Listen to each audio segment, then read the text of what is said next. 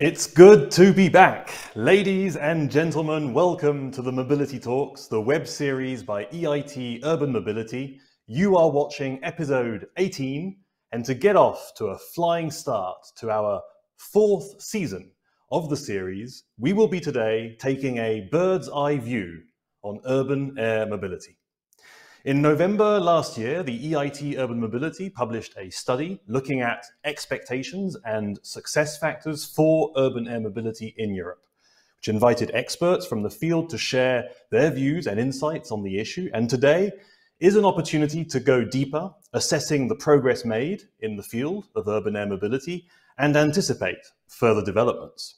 As usual, I strongly encourage you to take an active part in the discussion through the chat and engage with our speakers. I will do my best to raise your comments and questions with them.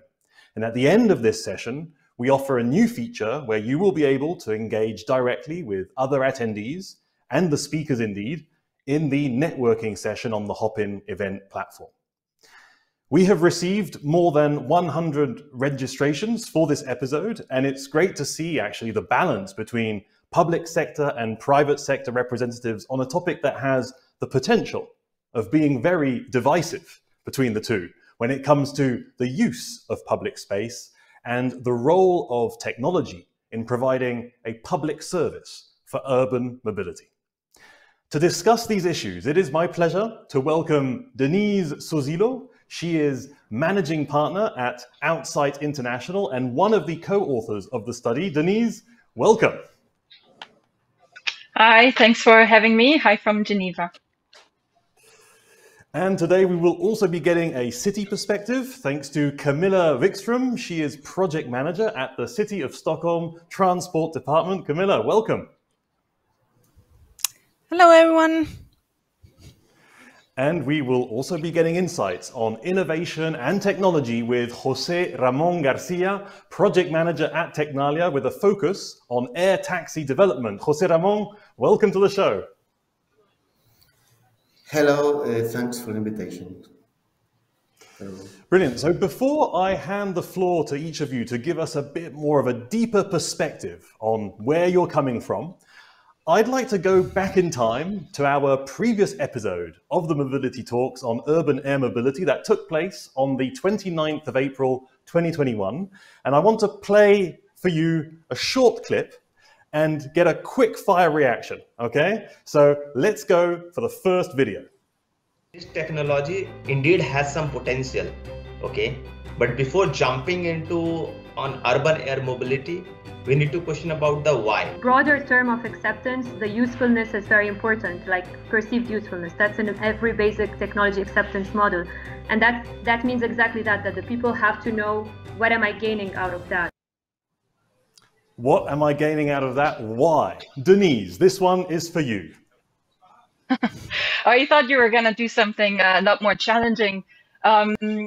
Yeah, so I'm going to be talking about this, but my background is in providing public services, and obviously there's been a bit of a track record where we can look at rural deliveries, why we're doing this, and what the evidence shows, and the potential impact that we're starting to see now, and we can import some of that into the urban space. But I'll be talking about that. So. Yeah. Okay, so there is a why. There is a why, and we'll hear more about it soon. Brilliant. Let's get to the second clip. Who is the one stakeholder who has the capacity or capability to bring everybody around the table? And the answer is only city or local authority. We will be seeing global regions or municipalities coming up as actually being the spearheads for this development. Okay, so this one, Camilla, is for you. Do you think cities will be the spearheads of the development on urban air mobility? Well, I will also be talking a bit more about that, but quickly, I think that city have a background in bringing together people on a natural ground for discussion, so they will definitely have a key role to play. Okay, brilliant. Thank you. Let's go for the third clip. So there are specific use cases for passengers and for cargo in which these services will be valuable. But I think that we cannot forget that a flying object, an aircraft in general, it's always, by definition, going to be more expensive than a ground vehicle. Okay, Jose Ramon, this one you probably guessed it, it's for you. Do you think the cost factor will keep urban mobility down to the ground?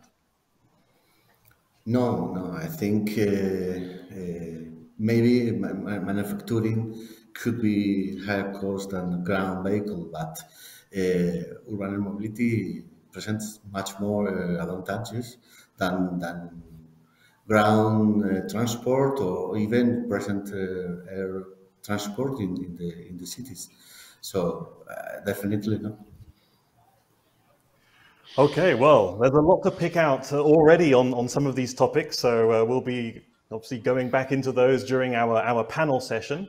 But I'd like to give you each a bit of time also to present your perspectives on urban air mobility. I'd like to start with you, Denise, as well, also one of the co-authors of the study that I mentioned from EIT Urban Mobility, published in November. So please, Denise, can you take us through a little bit your perspective on all of this? My perspective. Do you want me to start the slides, or is this freestyle now? No, please go ahead. Yep. Yeah. Right. So last year, and this you mentioned already twice, we had put together this white paper and study together with the EIT, where we're looking especially at expectations and success factors that we think are necessary for cities, particularly to understand when looking at UAM, urban air mobility. And one moment, my clicker. There we go. So the study was looking at a number of elements, and way too many for me to sort of take you through in the few minutes that I have. But just to give you an overview, we looked at key use cases, safety elements, but also some of the expectations that people have for what they think should be done with this technology. So the scenarios that we're looking at, I'm personally convinced that urban air mobility will be a reality in cities within 3 to 5 years. And in fact, I see it already being a reality, even though it doesn't have a ton of visibility for a lot of people if they're not in the field. But there are things happening all over European cities now that are maybe small, but I see this expanding fairly soon. I think I'm preaching to the choir here when I say that citizen engagement will continue to be an absolute key to all of this. One is, of course, to include citizens to make sure that the services that are being provided are meaningful and valuable to them. But also, it's very new, and people might have some fears when you talk about potentially drones flying over their heads and over their properties. So this is probably the key element that we don't really want to underestimate, and all of this takes time. And so when we're looking from now to the future, I don't think it's going to be an explosive growth. It's not going to be something where one day we will wake up and in 20 cities in Europe we'll have hundreds of flights daily. I think it's going to take a lot more time. It will be a very incremental growth. And then finally, there are actually two scenarios that I wanted to draw your attention to. I believe that it will always be a niche if you're looking at transport drones and passenger drones, but potentially a very important niche. And the optimistic scenario is that the services that they provide will be available to citizens who need them and when they need them, and to a broad segment of the population. So that would be an optimistic way of implementing this. There's also, however, what I consider the failed scenario, which means that this is something that would only be available to, let's say, elite or very economically prosperous part of the population. So that would be a failure. So we also conducted a survey where we asked 49 European experts on UAM what they thought were the most important use cases. And here, very clearly, medical transports really won out by, I think 90% said this is an important or a very important use case. And compared to, let's say, e-commerce or food deliveries that were sort of, people were a bit lukewarm about this. And likely, we also see this for the side of the passenger transport. when we're looking at the use cases here, it's again the emergency transports that seem to be the most interesting to experts. Again, 85% or so thought this was a very important use case. So what we're talking about here is maybe transporting medical staff to the site of an event, or even transporting patients back together with medical staff, replacing helicopters. These kinds of use cases.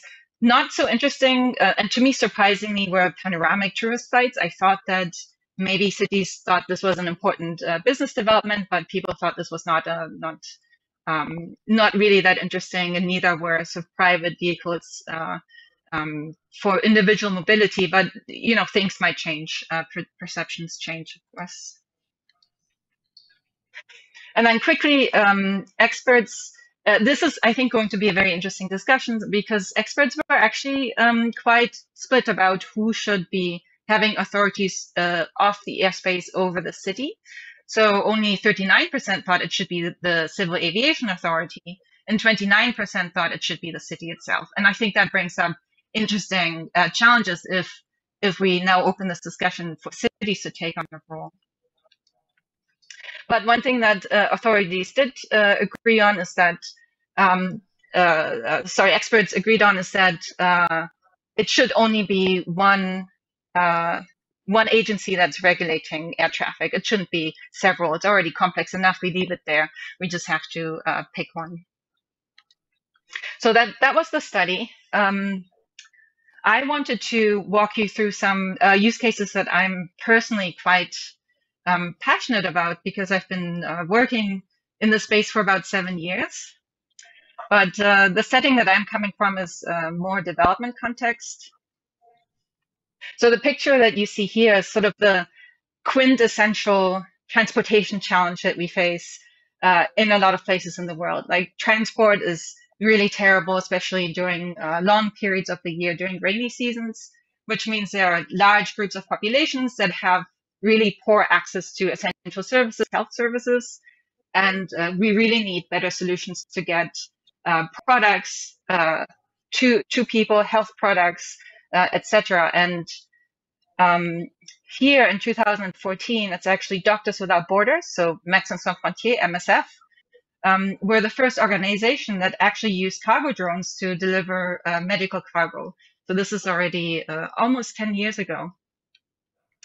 And here the issue is that there was a tuberculosis outbreak in Papua New Guinea. And part of the issue is that the equipment to diagnose the disease, to test the samples, is very expensive. And it usually only exists in larger hospitals, which means that the samples that have an expiration period of about 24 hours had to be taken, transported, and then analyzed all within this time window, which was quite challenging, because here in this example, a village is 42 kilometers away from the hospital, but it took about, on average, 4 hours by transport, with very little time to analyze samples. And MSF was actually able to cut the transport time down to less than an hour by using cargo drones for it.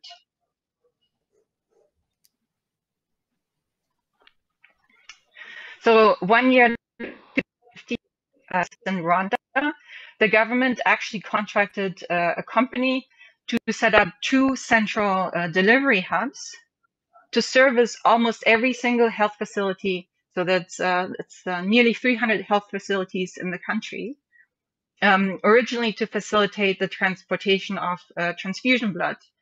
And so I've been to Rwanda a few times, and I know that from one of the central hubs that you see, I've taken that trip by car. It's usually between 7 and 8 hours, and by drone they were able to cut it down to about 45 minutes.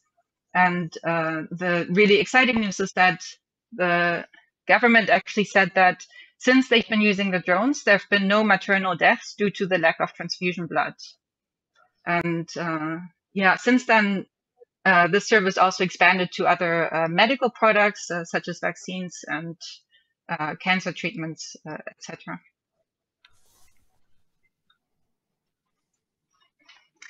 So I was talking sort of a bit about the evidence. So this is just two examples that we have over the last 2 decades. And my role has been also as an evaluator, looking at national programs to see what's the evidence for some of these cargo drone activities. And this is a summary. So in essence, it is cost effective and it makes sense to deliver cargo if it's high value, life-saving deliveries to hard to reach populations. So this is really it in a nutshell. And what we find is faster turnaround times for diagnostic samples. It enables a certain centralization for healthcare. It increases the total amount of samples that can be collected and analyzed. It reduces delivery times. It's reduced stockouts at health facilities. It reduces costs at the storage facility. We have improved patient adherence to vaccination schedules and also medication. And we also see that having this new technology was able to provide services that before just didn't exist in certain areas at all. So, so what does this mean for the European context? So we see, likewise, a lot of pilot activities that are popping up in cities focused on healthcare applications. So we have sort of the famous Göteborg example where defibrillators are being dispatched. In France, there's a laboratory group that's contracting now a cargo company to deliver samples. And in Lugano here in Switzerland, we've been also trialing the transport of essential items between laboratories and hospitals. So this is actually almost just outside my office where I'm sitting, and it's an amazing bottleneck in Geneva, and I want to take you through an actual use case that's happening here in Geneva this year. So anyone that lives on one side of the lake and the river that goes through Geneva that wants to go anywhere else in Switzerland has to go across this bridge to take sort of the most direct route. And it's amazing because demonstrators know this. They know if they really want to draw attention to a cause, they will just block this bridge, and everybody in the city will know because you can't go. Transport becomes really hard. So here's the next slide. So there's a medical laboratory that's collecting samples from across the region, including from Geneva that you see in the north, including this part of Geneva that I said, where you have to sort of underneath the river on the lower side of the lake and the river. This is a part of Geneva where this laboratory will collect samples from the medical offices, clinics every day, several times a day. And then they drive the sample across the bridge through the center of Geneva along the lake to the medical laboratory. And on average, this will take about 40 to an hour and 10 minutes, depending on what time of the day and what's going on in the city. And they've decided that they want to now contract a company, a cargo drone company, to use drones so that they can collect all the samples, bring them to Geneva Beach, and then transport these within 6 to 8 minutes, several times a day, just across the lake to the laboratory, saving enormous amounts of time and taking their cars off of the street. So this is something that's happening this year, a project I'm quite excited about, and yeah, I think this is it for me. There's not much more that I can say in the time that I have, but I look forward to our discussion later. Brilliant. Thanks, thanks, Denise, for taking us through that. It's interesting because you have this social justice element to urban air mobility that I suppose most people would associate urban air mobility with something a bit more premium. And you're saying that it can actually play a humanitarian social justice role. You talk a lot about the medical application. And it might be interesting to understand then in the course of the discussion how that links up then to acceptance of urban air mobility. Because obviously if it has a social justice role, it might be interesting to accept it more as a society. Great, thank you so much, Denise. We'll be getting back to you shortly, but first we'll travel to Stockholm to get a bit of a city perspective, because cities are major players, it seems, in this urban air mobility space. So Camilla, Can you give us a city perspective on this? Yes, sure. Let's see. I think as a city, just to link to what Denise said, we also have quite a social aspect of it all. But anyway, I'm going to try to give a higher view of perspective of the public authority. And I think it's quite well described in the drone strategy that came out in November. So I'm going to base my presentation a little bit about on that, actually. So the drone strategy, for example, says that local communities and cities and regions have a deciding role when ensuring the alignment of this new service to the needs and preferences of their cities. And they also have the key role of deciding to what extent operation can be conducted in the territories, which means who, what, and where, and why, and so on. It also says in the strategy that the role of municipalities is also pivotal in terms of regional planning and the creation of the dedicated infrastructure, such as the takeoff and landing sites. And finally, it says that the local administration should be involved in a dialogue with the citizens, both to convey this message, but also to have get the input from the citizens, for example, in relation to demonstrations.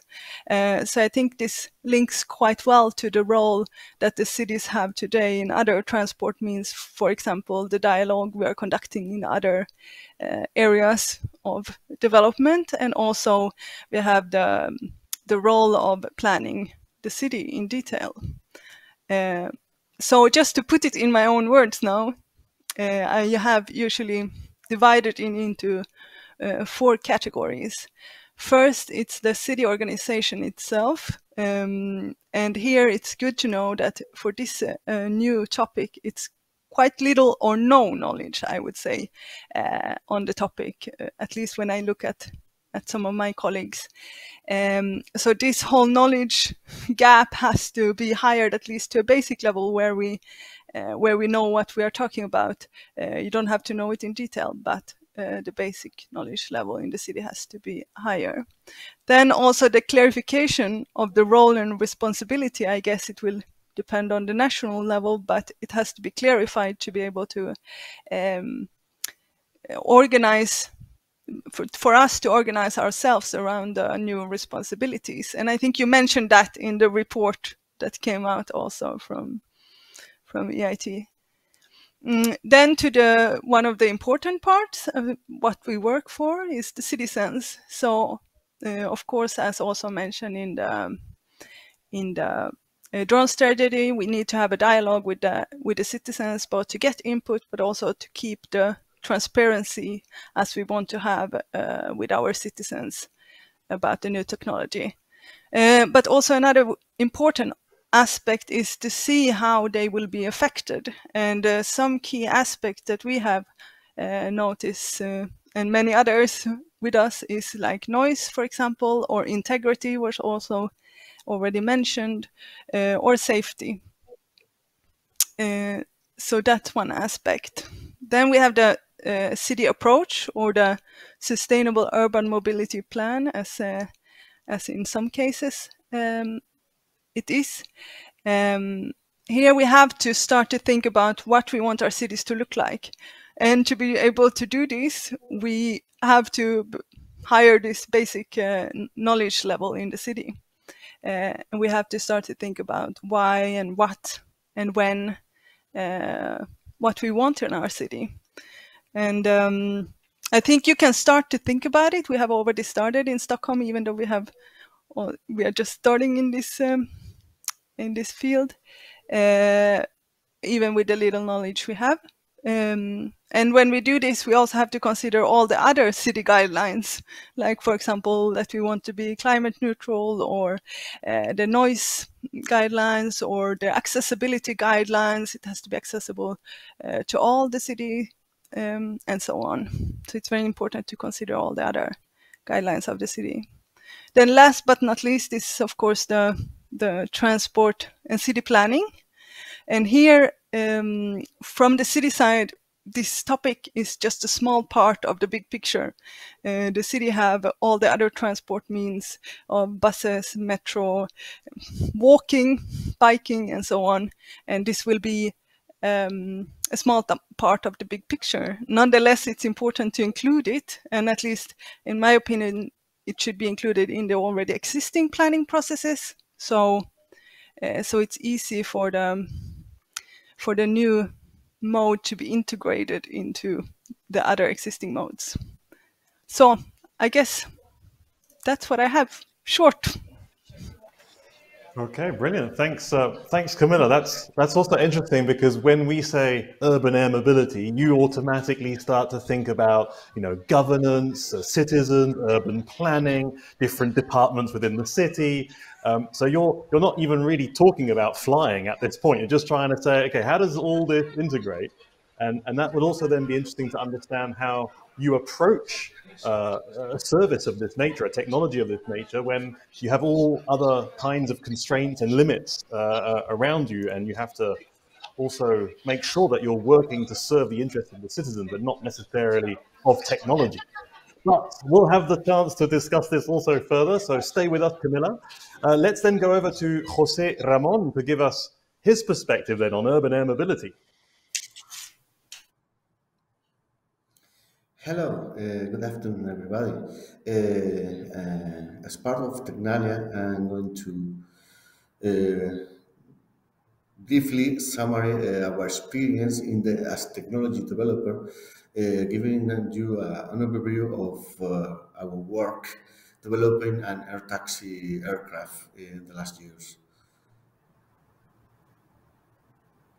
After an intensive study of the needs of the aeronautical market and its trends, in 2018, the idea of developing an air taxi arose with the aim of meeting the needs of urban air mobility. We work in the definition of a 15-15 mission, 15 kilometers in 15 minutes, covering the largest number of urban transfers that takes place in a city each day. This mission represents the 85% of all the cities in the world. With this idea in mind, we have designed a compact aircraft, user-friendly, and designed to be integrated into the city of the future. To accomplish this mission, Air Taxi, our new concept called Fly Free, is based on 4 propulsion units where each one can be individually controlled, both the force it exerts and the respective rotations, and we call it drone of drones. This novel configuration presents some major advantages that I'm going to explain as follows. This vehicle can control the main cabin's attitude, regardless of the aircraft speed or while counteracting with gun gas. So we get an extended maneuverability and stability. Because we enable complex maneuvers with high precision, we get greater stability than conventional multicopter-based vehicles, and due to this distributed electric propulsion, we increase in safety. Another important part is the passenger-centered design and the focus on the user acceptability and the comfort of the passengers. And we also have a superior efficiency. All this development ended with a proof of concept of this novel vehicle in July 2019. Tecnalia, after this development, Tecnalia started working together with Umail's next company in Spain, and we started working on a new design called Umail's Concept Integrity at the beginning of 2021. The architecture of this new design is similar to that of the initial prototype developed by Tecnalia, maintaining the advantages provided by the Fly Free pattern, and represents a technological improvement with a much more robust and safe design. The characteristics of this new design can be seen in this table. More or less, I can summarize that the same mission, 15 kilometers in 50 minutes, 60 kilometers per hour with a maximum of 80 kilometers per hour, and a payload cargo of 100 kilograms. UMILES concept integrity was presented, as you can see in the figures in the right, in Explodronica World ATM Congress in Madrid in June 2022. We presented a design centered on the user and passenger and allowing fair attendees to get on board and have the experience of what a flight would be like in an aircraft of these characteristics.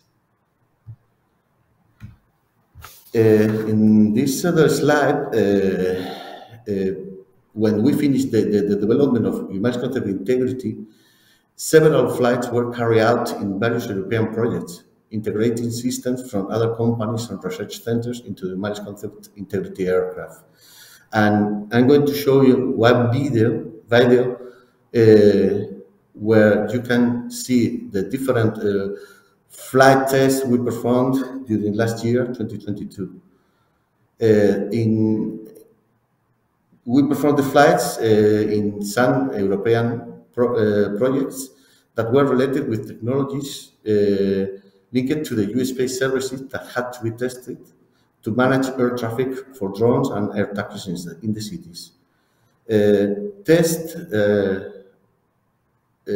were carried out in Toulouse, in Spurs, in September, in October in Atlas Flight Center in Jaén, in Spain, and in November we performed demonstration flights in CIAR in Lugo, in Spain. And you can see this video where we showed the capabilities of this our air taxi development. If proper conditions are given, we are willing to collaborate in terms of development and even demos with cities, end users, authorities. So we would be pleased to collaborate with all of you. Thank you very much.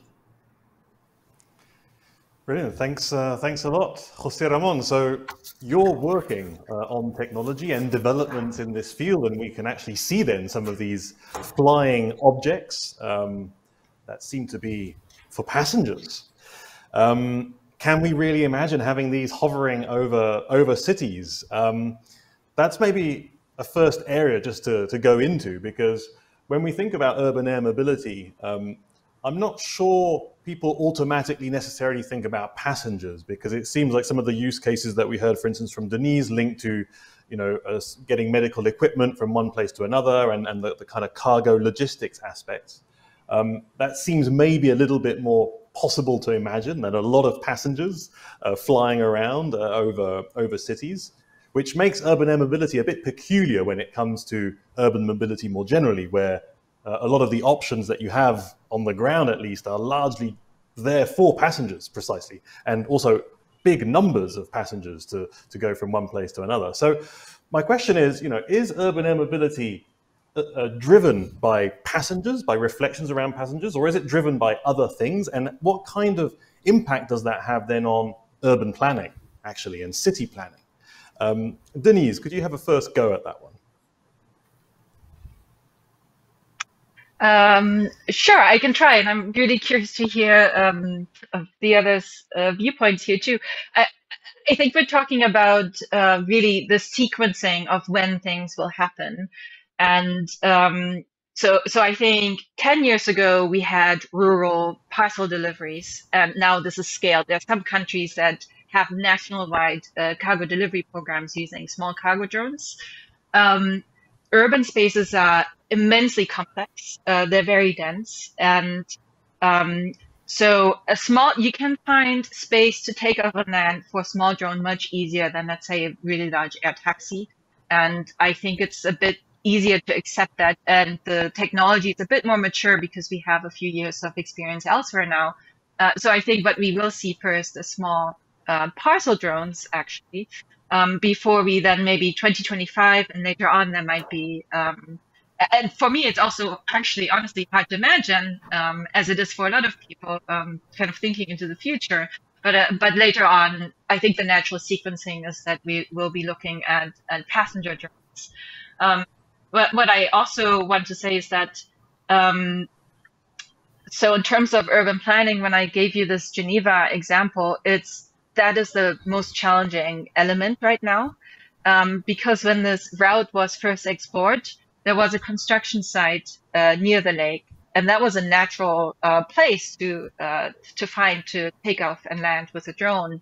However, that's now been converted to a public beach, and we can't easily repurpose this land to fence it off for industrial use, let's say to have a cargo drone. So now actually the largest piece of work is where can we safely take off and land this drone near this on this site. And this is actually really where I see we need to do a lot of work with cities to understand, do we want to start allocating some space for this? And how do we go about it? Do we change how we plan our roofs? That's the thing right now. The company's looking at landing and taking off on roofs, but they're really not accessible for people. So we really have to change about where we put buildings, how we construct buildings, how we access roofs, and where do we want to take off.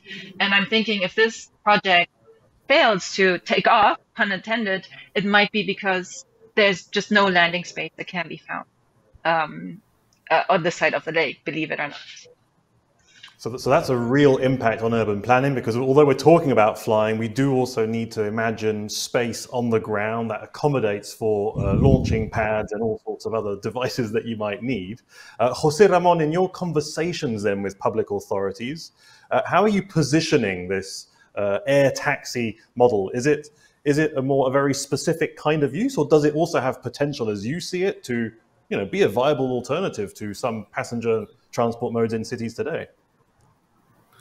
No, of course, in our present development was driven directly by the passenger use, but it's not the only one.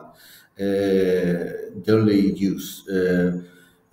For example, probably with regulatory restrictions, the first flights in cities could be driven by cargo, by transport of, as commented by the needs, cargo of emergency equipment, hospital equipment, but not only passenger is applicable for the urban areas, also for suburban areas, or for example, for transport between an airport and a city, between islands, or between ground and an island, or even more. Taking into account the advantages regarding the reduction in the noise and on contamination provided by these electric vehicles, we could have a focus also in touristic applications in areas, rural areas or national parks, or this kind of clean spaces. And I think it's also helpful for converting in a more cleaner urban area. Okay, so you're also thinking about the peri-urban connections. That could be an option as well. Camilla, then, as someone representing the city here, the public authority, do you see this as very much a sort of a business-to-business element where cities in the end are not really considering urban air mobility for passengers, and therefore it's not really part of their remit, and that might explain why it's difficult to get this sort of commitment, understanding, knowledge? Is that one of the reasons why you might consider it that way? Yes, I think what you mentioned, first of all, it's a longer time until it's implemented, but also we see it as a whole system. So the bulk of the system will still be the subway and buses and biking and so on.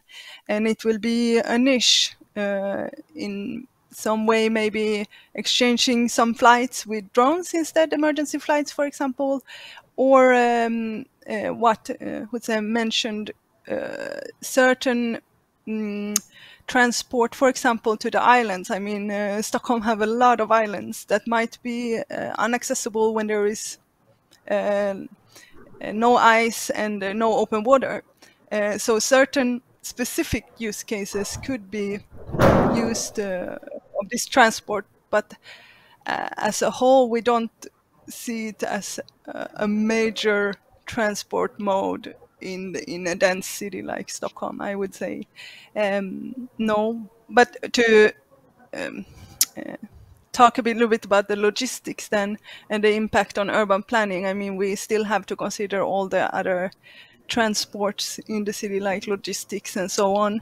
So it will still be impacted and have to be included in the planning process, and see where we can position maybe first the logistics, and first and almost the public service, and then the logistics, I would say.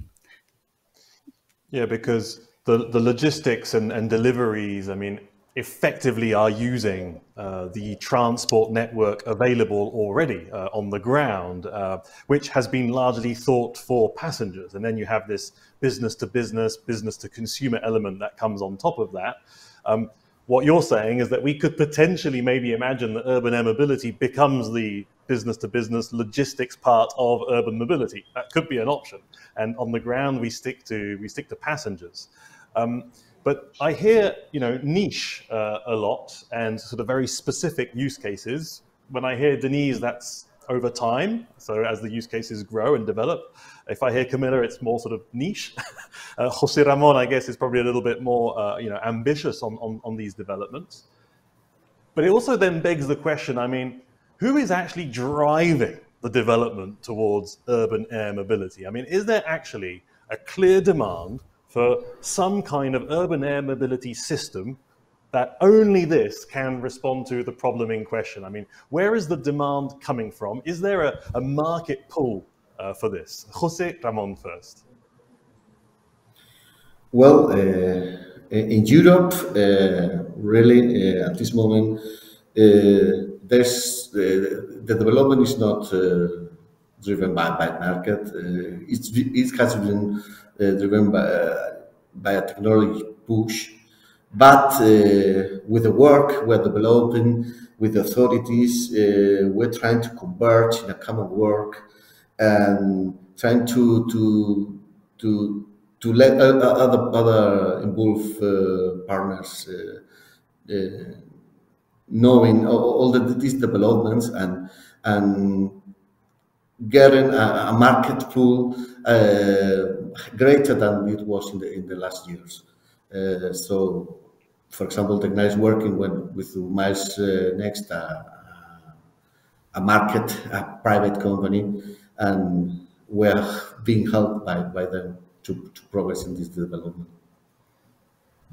So, Denise, do you confirm that? Is this a technology push, or are you also aware of maybe some case studies or use cases where there is a very specific demand made by whether it's users, citizens, cities, public authorities to say, look, this is a service we absolutely need?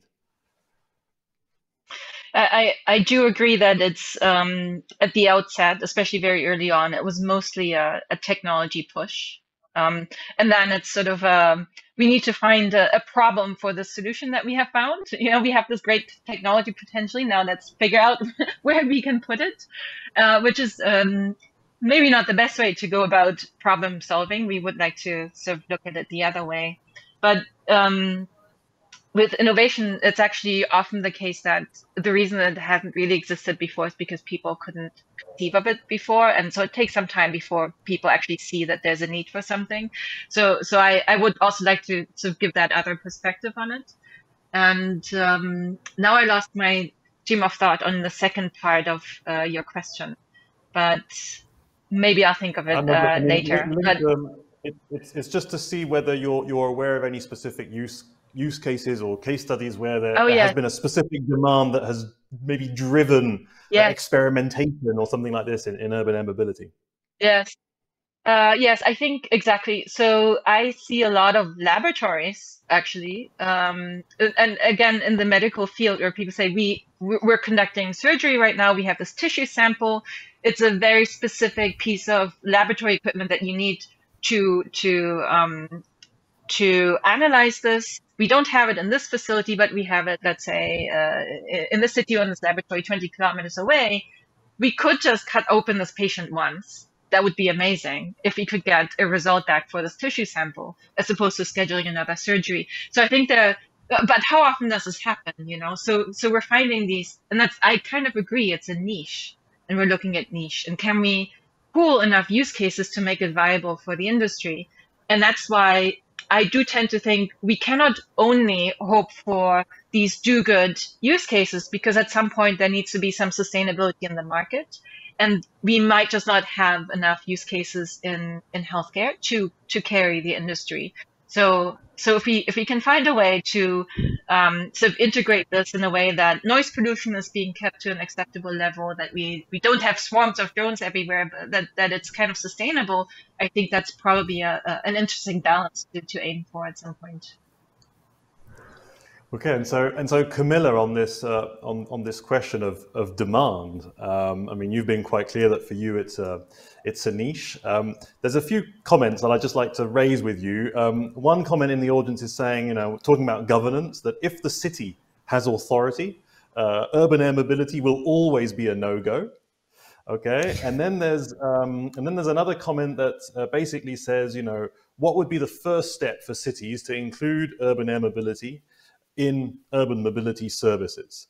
And I'd like you to reflect on those two elements, also bearing in mind this question of demand. You know, where would you see acceptance and demand for urban air mobility in cities? Okay, great comments. I think the first comment, I think it really will depend on the city. Like some cities, like also was mentioned in the study, some cities will want to integrate it, and some cities will be just, no, not for us. Like the same with other transport means. Some cities have a lot of bikes, and some cities have subway and so on. I think it will be very different from city to city. For the city of Stockholm, how to get started, I think it is what we have already mentioned, to get a bit familiar and get integrated into the medical sector, because we can see that there is a need for that, and also a public good, and it could also in the end maybe be something that we will have to integrate, like landing sites for the medical sector. So then it will have to be something that we will have to consider. I think also the use cases that are not deliveries or passenger, but use cases that the city could use themselves. So for example, geographical information or surveying or traffic data collection are use cases that could be maybe be done in a more efficient way to begin with.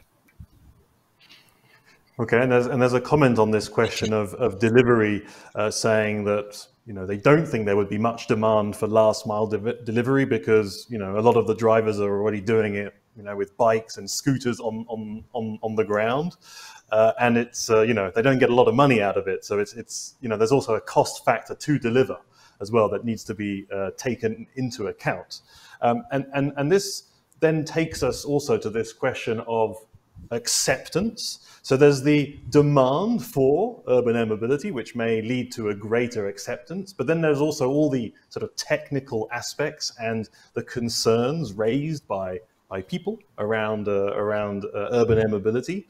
Can you give us a sense of how are you working to respond to some of those concerns? I mean, we've heard about noise in particular, we've heard about safety. José Ramón, how do you integrate some of these public concerns into the development of your technology? Okay, first of all, I would like to say, for example, we've been talking about passenger use case, because we're working this line of technology at this moment, but all the use cases presented by Denise, I think they're great. The Genial would love to work in this kind of use cases. They talking about technical commitments. They present different technical requirements. For us, it's a different line of work, but would love to. We're working on that. Would love to be part of these emergency and medical transport use cases, because we also think they are great. So I've been talking about passengers, but I think what Denise said was fantastic. And regarding your question about noise, safety, we think we are working on clean, in clean vehicles, electric propulsion, trying to reduce and maintain the contaminant levels in what European Union is talking about. For example, we see particularly our configuration of air taxi, but this kind of distributed electric propulsion air taxis are potentially safer because of the multi-motors. In our case, we have 16 motors, not only one. We're working on an improved safety vehicle. Also, regarding the noise, we have to make longer studies about that. But the idea is to have a increased reduction of the noise regarding the vehicles, air vehicles such as helicopters, and be safer also than helicopters. And I think it's difficult. I think it's difficult for common people in the citizens to see it clear. But we have to work on let them know that we think we have all these advantages in urban and suburban areas. Is it that air vehicles naturally are much louder than ground vehicles, or is it just that people accept more noise on the ground than in the air? Maybe Jose Ramon, just a quick one, and then I'll ask the same one to the others. It's louder, but if you fly at 200, 300 meters of altitude, maybe not. Some motorcycles are very noisy when they pass by you. Yeah, Denise. For noise, there's actually a study that we're conducting, and we're trying to bring in the University of Geneva to both measure the noise of the drones that will be flying across the lake, and also to query people's perception about the noise to see, because once we measure it, we know how does it differ in terms of level from other road traffic. And it could very well be that because it's something unknown, that it also draws more attention and changes people's perception to it. So this is something that's, I think, on everyone's mind in this intervention in Geneva, because we're flying so close to where people are spending their leisure time. So with these small drones, they're actually you can only perceive them when they're taking off and landing in a certain flying mode, when they have to sort of spend quite a bit of power, and that's when people will hear it. It's but I'm not certain it's really that much louder than, let's say, a motorcycle going down the road or accelerating. I think not. I think it's comparable, but the other issue is that it brings kind of an intrusion into a new space that was previously a bit more pristine, if that makes sense. So people immediately will notice it. And I think that's another perception element that comes in. Yeah, and it's true that local communities, for instance, tend to mobilize a lot when they are near, flight paths next to airports. I mean, you often get this sort of very strong mobilization. There's probably something about the perception of the skies that we don't want to have too much pollution there. Camilla, can you express then some of the concerns? I mean, do you carry out consultations locally? Do you already understand the concerns of people, or are they more sort of imagining concerns in a sense? I mean, how close to people do you get to as a city to understand their real concerns about urban air mobility? I think for now, at least in the city of Stockholm, it has been just a very small study that we haven't got the result of. So we have to look at the other studies done in Europe as a whole. And then, of course, one of the concerns is noise. And I'm not a noise expert, but as I understood also, you know that there will be noise if you are next to a highway, and it will be a constant noise. While if you are like coming down with a drone, it's quite a abrupt noise. And I think it has to be more studies done before we can take any conclusion on this, definitely. So it's one of the concern. One of the other concern is the visual impact, which is completely new.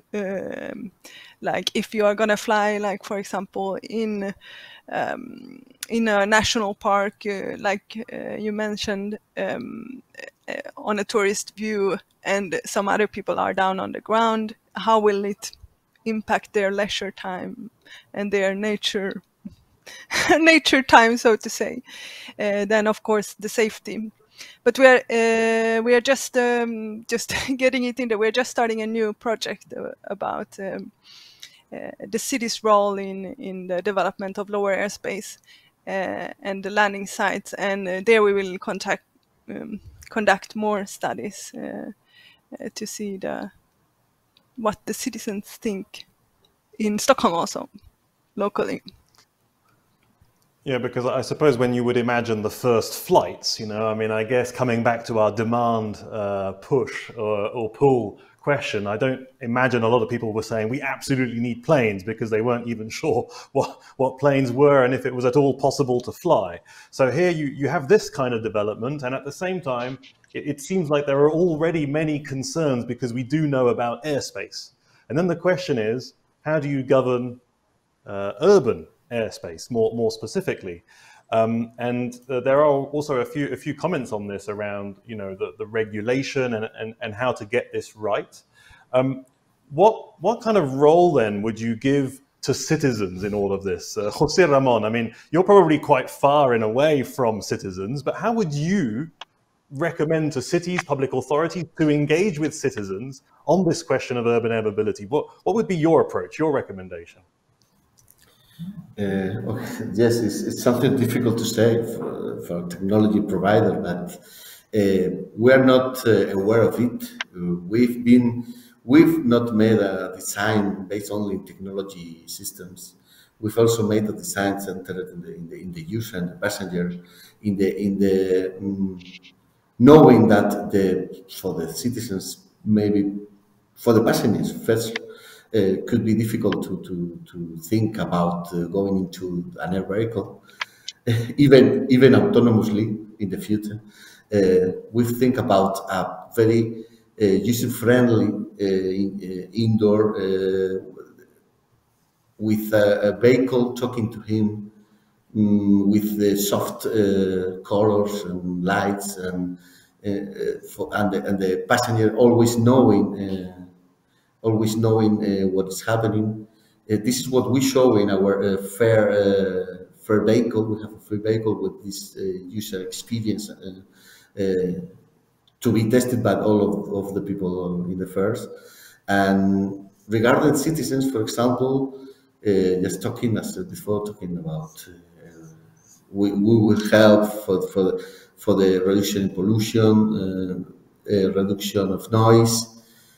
For example, a comment, when the first cars were made 100 years ago, nobody was thinking about they needed.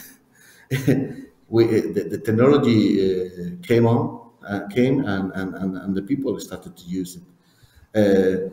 We've been working in demos and in flight tests, trying to and doing steps in certification and in our authorizations to fly for people to see that it's safe and it's clean and it's not so noisy as other alternatives, and this will help.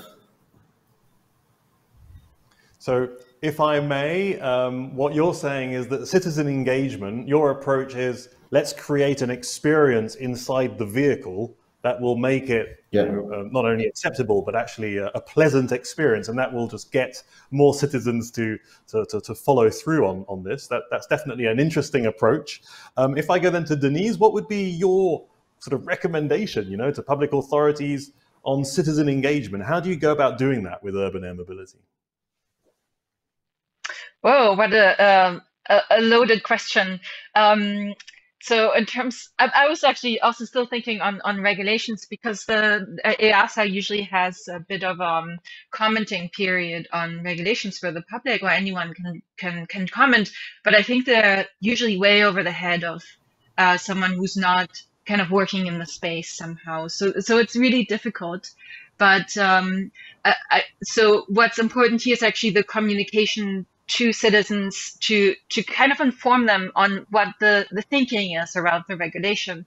For example, I'm seeing that it's the safety standards are really tight when people want to fly over cities, and really there's general aviation and there's commercial aviation. There are differences in the level, the safety levels that can be met or that are being met with both. And I think it would help if citizens know, for example, that we can put it in terms where they can understand what is the risk profile. So if a drone is flying over the head, is it as safe as, let's say, an Etihad Airlines or a Lufthansa flying over your head? Or is it more like, someone with a private jet? You hear of crashes all the time. People in small airplanes crash. So I think this changes things, and it would be good for citizens to know that we're actually looking at, we want this to be more like a Boeing from Lufthansa, where it's this safe and you shouldn't have to worry about it. I think in terms of engaging communities in this regulatory development, I think it would be very challenging. People just don't have time, but I think it's important to somehow communicate how we approach this. And then in terms of citizens' engagement in Malawi, so sorry, I have to go back where a lot of stuff has been done. There's always this fear that people think that you're bringing new technology and people think it's witchcraft and there will be massive pushback. And I've never seen that. I haven't seen this in Tajikistan, Philippines, Malawi, Rwanda. People, if you show them what it is and explain the purpose, people welcome it, usually with open arms. However, UNICEF has actually developed a whole new tool set of engaging with communities, because they realized what they had in terms of community engagement, and that's their bread and butter, was not sufficient to deal with this new technology in the sky. So they had to actually fine-tune some of that. And we may or may not have to do that in cities. I'm not sure, but maybe that's also a question for the city authorities. Yes, please, Camilla. I mean, where do you see that level of governance in all of this? I mean, it's pretty complex. Clearly, you'll have a role and a major responsibility, but it might not really all be down to you. No, I think it's a very interesting topic, as also we are dealing with the same questions when it comes to other technologies. So it's not only this technology. I think it's the most important is to be transparent about what is happening and how safe it is. This is how it sounds, and so on, and not. Maybe not try to convince the citizens on something, but more be having an open dialogue with them about what is happening and what you are doing, in short. Then I can add just about the safety aspect that we also consider is the perceived safety. So even if you tell, okay, it's safe, no problem, people can always feel like, oh no, it's not safe, it's watching me, someone is taking photos, or it's going to land on me, even though it might not do that. So I think that's also important to take into consideration when talking about it. Okay, brilliant. Thank you. We're going to gradually come to the end of this panel. We have one last question, which I would also like to raise to the audience. So can we put up the Slido poll? And in the audience, you can go to the Slido tab, which is just next to the chat tab, and that's where you can enter the Slido and write in also your ideas. So what guiding principle would you establish to manage and govern urban airspace for urban air mobility? What are the guiding principles that you would establish? Okay, so you can get answering in the audience. And in fact, I will be raising this very question to our speakers right now. So can I start with Jose Ramon for your sort of conclusion around this? What would be your guiding principle? Of course, in aeronautics, guiding principle is safety, and for example, safety is difficult is a long work for certification, but also we would like to have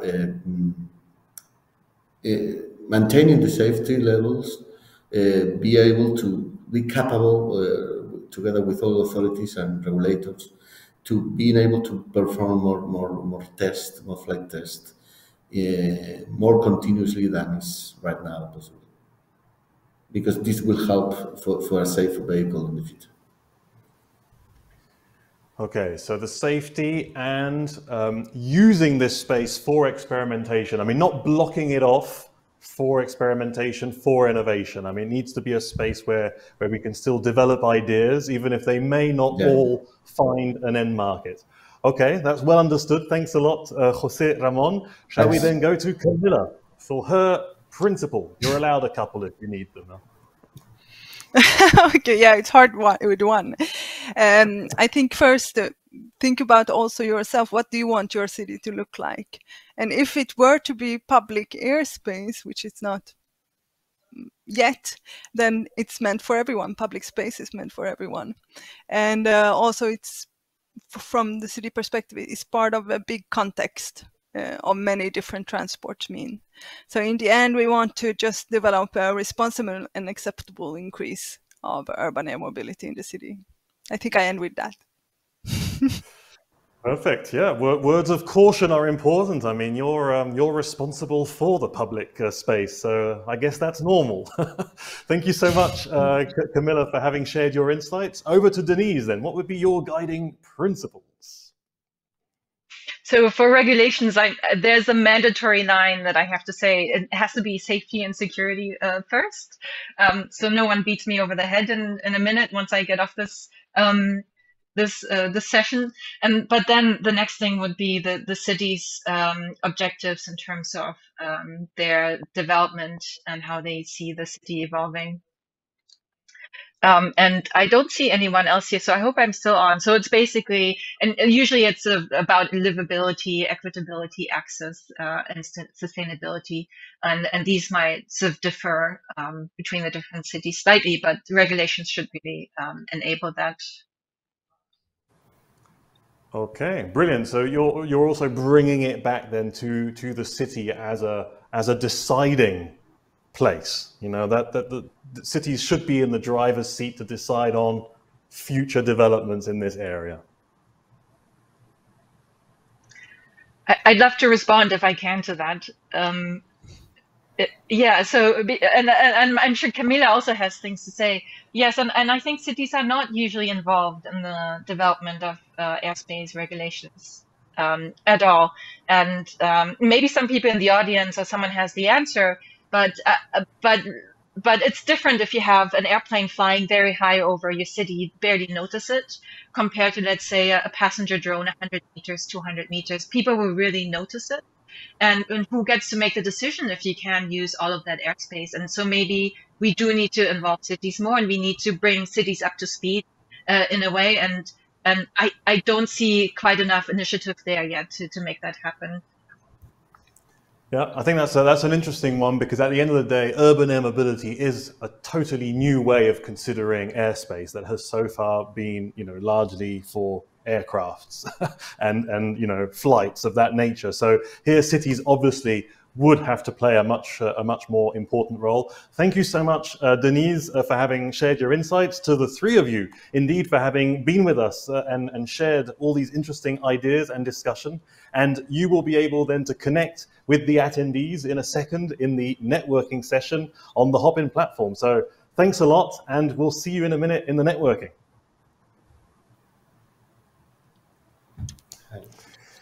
Okay, so let's then just put up the Slido just to see what the audience is considering to have as their guiding principles. I see here bird welfare. I mean, that's true that birds will suddenly be flying around and they will see other kinds of vehicles, you know, especially pigeons. They'll think, well, what's going on here? So we've got to make sure that, you know, all of this is also taken into account. Sustainability, we have as well necessity tests, so making sure that we're meeting demand as well. accessibility, social value. So a few guiding principles to consider here. So thanks a lot to everyone who's also been, engaged in the chat. It was a very interactive chat. So I hope you also got some good insights from there as well. And it is now my pleasure to hand over for the concluding words to Willem Frederik Metzelaar. He is Director of Innovation Hub West at EIT Urban Mobility. So Willem, what do you make of all of this? Well, first of all, Jean-Paul, thank you for hosting this. The energy that you've given this this whole experience was great. So thanks for that. Yeah, so I heard a lot of different insights and perspectives, and I think that Denise, Camille, and José Ramon, they all given us quite an insight in this exciting development.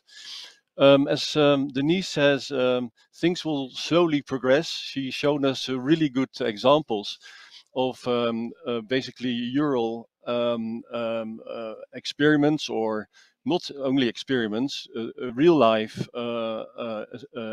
systems that are already operational. And then, of course, we need to imagine those systems being transported basically into our somewhat highly evolved cities in Europe. And that's quite hard to imagine. But there's an analogy, I think, with the mobile phone. In the 90s, people were thinking phones were absolutely ridiculous. We already had a phone. Why need a mobile phone? So I think that although Denise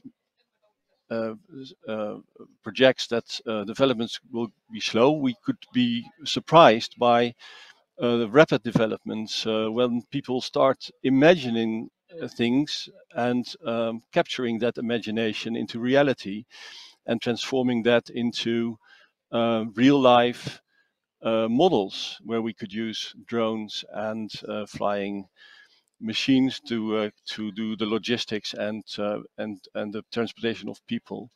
I think Camilla was rightly to say that cities are not that knowledgeable yet. They will become quite knowledgeable in a quite rapidly.